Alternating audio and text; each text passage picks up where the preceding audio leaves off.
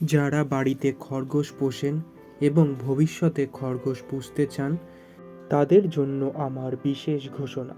খরগোশকে যদি খোলা অবস্থায় ছেড়ে দেন তো ঘরের ইলেকট্রনিক্স যন্ত্রপাতি থেকে দূরে রাখবেন, নইলে আমার এই ডেমো ভিডিওটার মতো আপনাদের ইলেকট্রনিক্স যন্ত্রপাতির কর্ডের অবস্থা এই রকম হবে।